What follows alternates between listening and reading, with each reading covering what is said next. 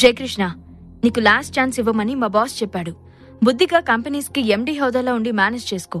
కాదని తోక జాడిస్తే ఈసారి బాస్ కోపాన్ని నువ్వు బేర్ చేయలేవు అని ఆకాష్ ఆర్డర్స్ ని స్ట్రిక్ట్ గా పాస్ చేసి వెళ్ళిపోయాడు ఫణీంద్ర. ఆకాష్ కి మిత్ర గ్రూప్ ఆఫ్ కంపెనీస్ కి సంబంధం ఏంటి అని ఆలోచనల్లో పడిపోయాడు జయకృష్ణ. ఎంత ఆలోచించినా లాస్ట్ కి జయకృష్ణకి అర్థమైంది ఏంటంటే ఐశ్వర్య గురించి మర్చిపోవాలని, లేదంటే తన కేర్ ఆఫ్ అడ్రస్ ఫుట్పాత్ అవుతుంది అని. దాంతో ఒక స్ట్రాంగ్ డెసిషన్ కొచ్చి ఫణీంద్రకి కాల్ చేశాడు జయకృష్ణ. సార్, నేను ఆకాష్ గారితో మాట్లాడాలి అని డైరెక్ట్ గా అడిగాడు జయకృష్ణ. ఎందుకు ఏంటి అని అడగకుండా విల్ ట్రై అని చెప్పి కాల్ కట్ చేశాడు ఫణీంద్ర. ఈలోగా నేను చేయాల్సింది ఇంకొకటి ఉంది అనుకుని కార్ కేస్ తీసుకుని ఫాస్ట్ గా ఆఫీస్ నుండి వెళ్ళిపోయాడు జయకృష్ణ. ఫ్రెండ్ ఫ్లాట్ లో తాగి తందనాలాడుతున్న గోకుల్ కృష్ణ దగ్గరికి వెళ్లి, గోకుల్, టుడే ఈవినింగ్ నీ ఫ్లైట్, రెడీగా ఉండు అని సీరియస్ గా చెప్పాడు జయకృష్ణ. అన్నయ్య అలా చెప్పడంతో గోకుల్ కి తాగింది మొత్తం దిగిపోయింది. వాట్? ఎక్కడికి? ఆయన ఎంత సడన్ గా ఏంటన్నయ్యా? అయోమయంగా అడిగాడు గోకుల్ కృష్ణ. ఆస్ట్రేలియా, బాబాయ్ దగ్గరికి వెళ్ళిపో. ఇక్కడే ఉంటే ఇలా తాగి పిచ్చి తిరుగులు తిరుగుతూ నీ లైఫ్ స్పాయిల్ చేసుకుంటున్నావు. నిన్నొక గ్రేట్ పొజిషన్ లో చూడాలనుకుంటున్నాను, కానీ నువ్విలా ఉంటున్నావు. ఫస్ట్ టైం అడుగుతున్నాను గోకుల్, బుద్ధిగా నీ ఎంఎస్ కంప్లీట్ చేసుకుని లైఫ్ లో సెటిల్ అవ్వు అని తమ్ముడి చేతులు పట్టుకుని రిక్వెస్ట్ చేశాడు జయకృష్ణ. నువ్విక్కడే ఉంటే ఏదొక రోజు ఆకాష్ చూపు నీ మీద కూడా పడుతుంది. అది నీకు మంచిది కాదు అని మనసులో అనుకున్నాడు జయకృష్ణ. ఫస్ట్ టైం జయకృష్ణ అలా అడగడంతో అన్నని వదిలి వెళ్లడం ఇష్టం లేకపోయినా, సరే అన్నయ్య, నన్నెంతగా అడగాల్సిన అవసరం ఏముంది, ఆర్డర్ వేస్తే అండమాన్కైనా వెళ్తాను అని జయకృష్ణ చేతులు పట్టుకుని ఒప్పుకున్నాడు గోకుల్. తమ్ముడు ఒప్పుకోవడంతో, గుడ్, దట్స్ మై బాయ్, ఏ అవసరం ఉన్నా నీకు నేనుంటాను అని ధైర్యంగా చెప్పాడు. హ్యాపీగా ఫీల్ అవుతూ ఆ రోజు ఈవినింగ్కే గోకుల్ కృష్ణని ఆస్ట్రేలియా పార్సల్ చేస్తాడు జయకృష్ణ. మరోవైపు ఇంట్లో ఉండి ఉండి బోర్ ఫీల్ అవుతుంది ఐశ్వర్య. ఆకాష్ ని కూల్ చేసి ఏదైనా చేయాలని ప్లాన్ వేసి అతని దగ్గరికి వెళ్ళింది. ఆకాష్ అని మెల్లగా పిలుస్తూ ఆకాష్ భుజానికి చిన్నగా చూపుడు వేలితో గోకింది. ల్యాప్టాప్ లో ఏదో వర్క్ చేసుకుంటున్న Akash, Aishu, let me work అని విసుగ్గా అన్నాడు. అబ్బో, గొప్ప పని చేసుకుందుగాన్లే, నేను చెప్పేది వినండి శ్రీవారు అని అతని చెవి మీద తన పెదాలతో శుతిమెత్తగా స్పృశిస్తూ అంది ఐశ్వర్య. చాలా ఇంపార్టెంట్ వర్క్ ఐషు, ప్లీజ్ అని వెనక్కి చూడకుండానే అన్నాడు ఆకాష్. అబ్బబ్బా, వర్క్ వర్క్, సర్లే, నాకు బోర్ కొడుతుంది, ఆ వర్క్ ఏదో నాతో షేర్ చేసుకోవచ్చు కదా అని ఇన్నోసెంట్ గా అంటూనే ఆకాష్ ని డిస్టర్బ్ చేయడం స్టార్ట్ చేసింది ఐశ్వర్య. లాస్ట్ రూమ్ లో ఇండోర్ గేమ్స్ ఉన్నాయి, గో అండ్ ఎంజాయ్ అని సిన్సియర్ గా వర్క్ చేస్తూ చెప్పాడు ఆకాష్. హా, ఇచ్చావులే పెద్ద బోర్డు సలహా, ఒక్కదాన్నే వెళ్లి చెమ్మచెక్క ఆడుకోనా? చిరుకోపంగా కసురుకుంది ఐశ్వర్య. ఇప్పుడేంటి నీ గోలా? ల్యాప్టాప్ నుండి చూపు ఐశ్వర్య మీదకి తిప్పుతూ అన్నాడు ఆకాష్.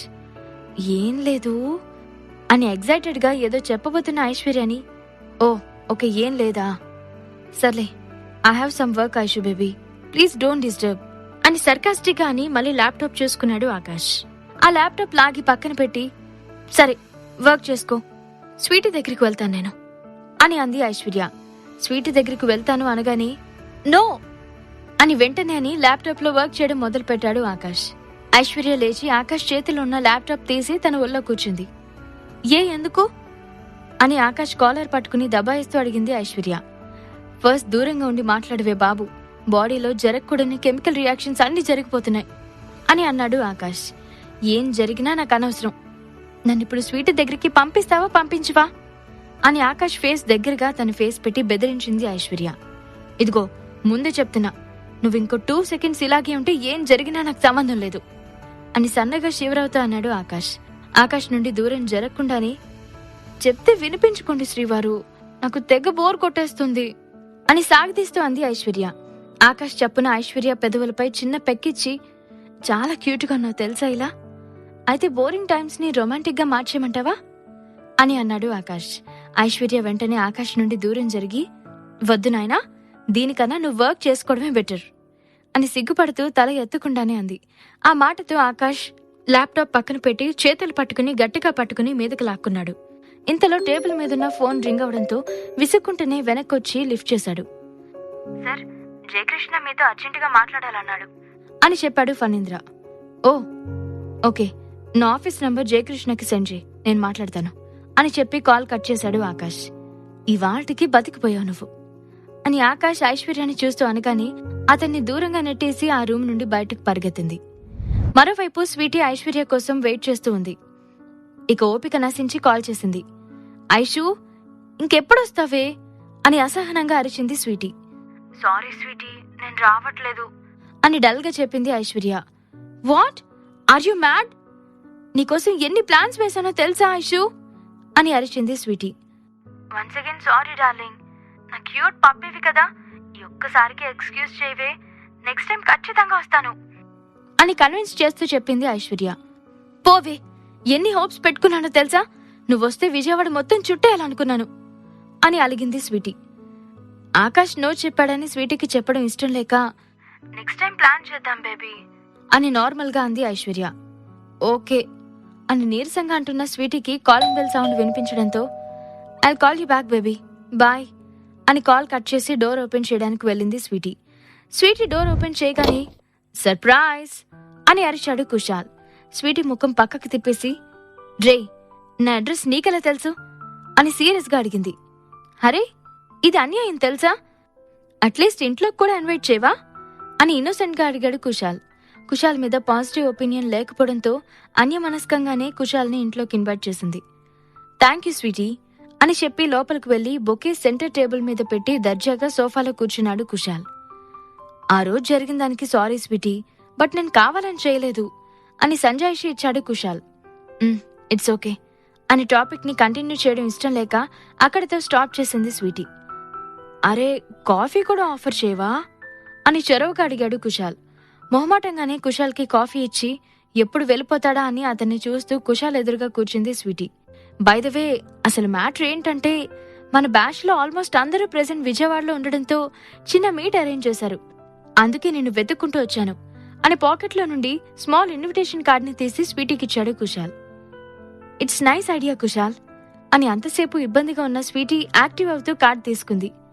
హా, today night at star pub, పక్కాగా రావాలి అని చెప్పాడు కుశాల్. యా ష్యూర్ అని హ్యాపీగా రిప్లై ఇచ్చిన స్వీటీతో, స్వీటీ, ఐషు వాళ్ళు ఎక్కడున్నారో తెలుసా అని మెల్లగా అడిగాడు కుశాల్.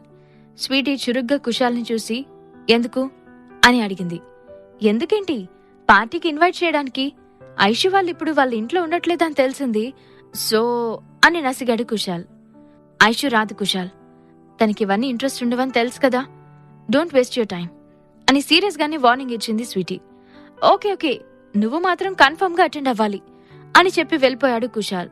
స్వీటీ బాగా ఆలోచించి అందరూ ఉంటారు కదా, నో ప్రాబ్లంలే అనుకుని పార్టీకి వెళ్లడానికి డిసైడ్ అయింది.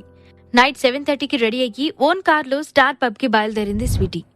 మిరుమిట్లు గొలుపుతున్న లైటింగ్ మధ్యలో ఉన్న డాన్స్ ఫ్లోర్ మీద మినీ డ్రెస్సెస్ వేసుకుని అబ్బాయిలు అమ్మాయిలు తేడా లేకుండా తాగి అడ్డదిడ్డంగా ఎగురుతున్నారు. స్వీటీ సైలెంట్ గా వెళ్లి ఒక టేబుల్ దగ్గర కూర్చుని సాఫ్ట్ డ్రింక్ ఆర్డర్ చేసి మ్యూజిక్ ఎంజాయ్ చేస్తూ కూర్చుంది.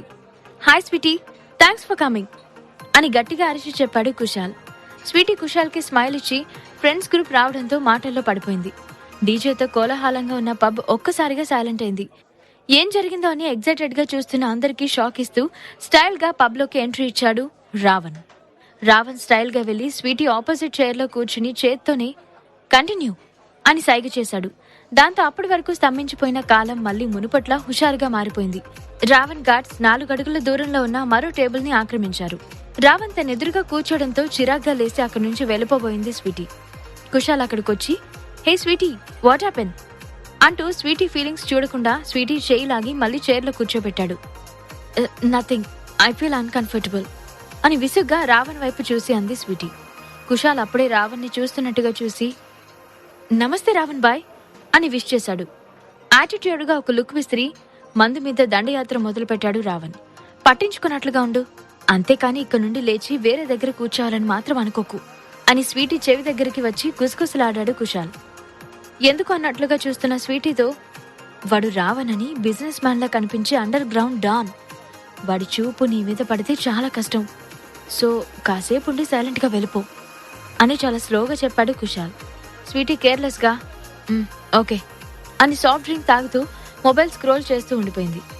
కుశాల్ స్వీటీతో ఎంగేజ్ అవుతూ షార్ట్స్ లేపుతున్నాడు. టైం చూసుకుని ఓకే కుశాల్ బాయ్ అని వెళ్ళిపోతున్న స్వీటీ చేయి పట్టి ఆపాడు రావణ్. హౌ డేర్ యూ అంటున్న స్వీటీని ఐ వాంట్ యూ అని ఇంటెన్సిటీగా చూస్తూ అడిగాడు రావణ్. వెంటనే స్వీటీ రావణ్ చెంప పగలగొట్టడం, అంత హెవీ మ్యూజిక్ లోనూ అందరి చెవులని చేరి అందరి అటెన్షన్ ని ఇద్దరిపై నిలిపింది. అందరూ ఆ సీన్ చూడడంతో అవమానంగా అనిపించింది రావణ్ కి. సెకండ్స్ గ్యాప్ లో షాక్ నుండి తేరుకున్న రావణ్ గార్డ్ స్వీటీకి గన్ ఏం చేసి రావణ్ ఆర్డర్స్ కోసం వెయిట్ చేస్తున్నారు. బట్ స్వీటీ కొంచెం కూడా భయపడకుండా తన చేతిని పట్టుకున్న రావణ్ చేతిని విసిరికొట్టి, అమ్మాయిలంటే నీ నీడ్స్ తీర్చే రోబోట్స్ అనుకుంటున్నావా? అడగ్గానే వచ్చి నీతో టైం స్పెండ్ చేయడానికి అని అరిచింది గట్టిగా. స్వీటీ విసిరికొట్టిన చేయితో పక్కనే ఉన్న గ్లాస్ టేబుల్ పగలగొట్టి, ఫస్ట్ టైం నా ముందు ధైర్యంగా మాట్లాడుతుంది నువ్వే. I like your guts, but at the same time I hate your behaviour అని గంభీరంగా అంటూనే స్వీటీ మోచేయి దగ్గరగా పట్టుకుని తన మీదకి లాక్కున్నాడు. వలలో చిక్కుకున్న చేప పిల్లలా గింజుకుంటూ, హే లీవ్ మీ అని స్వీటీ అరుస్తున్నా తనని సేవ్ చేయడానికి రావణ్కి భయపడి ఎవరు ముందుకు రాలేదు. ఈ రావణ్ కోరుకున్నాడు అంటే అది నా ఒళ్ళో వాలిపోవాల్సిందే. అలాంటిది నువ్వు ఈ రావణ్ని కొట్టి కూడా తప్పించుకోవాలనుకుంటున్నావా అని అరిచిన రావణ్ అరుపులు పబ్ మొత్తం రీసౌండ్ వచ్చాయి. రావణ్ బాయ్, సారీ బాయ్, మీరేంటో తనకు తెలీదు. తను రీసెంట్గా వచ్చింది. ప్లీజ్ బాయ్, ఇదొక్కసారి వదిలేయండి అని లోపల భయంగానే ఉన్న స్వీటీ మీద ఉన్న అభిమానంతో ధైర్యంగా మాట్లాడాడు కుశాల్.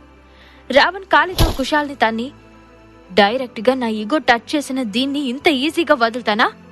ఇప్పటి నుండి ఇది నా స్లేవ్, మైండ్ ఇట్ అని ఆవేశంగా చెప్పి స్వీటీని లాక్కెళ్లాలని చూశాడు రావణ్. రావణ్ మాటలకు వాడెంత క్రూరుడో అర్థమై తన బలమంతా ఉపయోగించి అక్కడి నుండి పరిగెత్తింది స్వీటీ. రావణ్ కన్నింగ్ స్మైల్ తో వాడి గార్డ్స్ ని చూడగానే వాళ్ళు విషయం అర్థం చేసుకుని పబ్ మెయిన్ డోర్స్ క్లోజ్ చేశారు.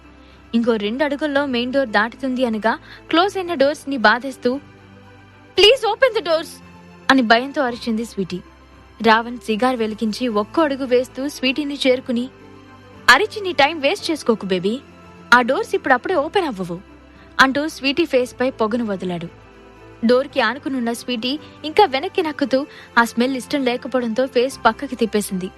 స్వీటీ బుగ్గలను నొక్కిపెట్టి ఫేస్ తన వైపు తిప్పుకుని, ఏ గోల చేయకుండా కోఆపరేట్ చేశావంటే నాతో పాటు నువ్వు కూడా ఎంజాయ్ చేస్తావు, లేదంటే హెల్కి స్పెల్లింగ్ రాయిస్తాను నీతో అని కసిగా అన్నాడు రావణ్. ఆ సిచ్యుయేషన్ వస్తే చావనైనా చేస్తాను కానీ నీకు మాత్రం సరెండర్ అవ్వను అని అసహ్యంగా అంది స్వీటీ. అయితే చావడానికి రెడీగా ఉండు అని స్వీటీని ఎత్తుకుని భుజం మీద వేసుకున్నాడు Ravan. Help, please help me అని కేకలు పెట్టింది స్వీటీ. ఆమె అరుపులు పబ్లో రీసౌండ్ చేస్తుంటే వికృతంగా నవ్వి స్వీటీ మీదకు వెళ్లాడు రావణ్. ఈ ప్రశ్నలకు సమాధానాలు తెలుసుకోవాలంటే నెక్స్ట్ ఎపిసోడ్ వినాల్సిందే. క్రింద ఇచ్చిన లింక్ ని క్లిక్ చేసి పాకెట్ ఎఫ్ఎం యాప్ ని ఇన్స్టాల్ చేసుకోండి. Stay tune to pocket FM.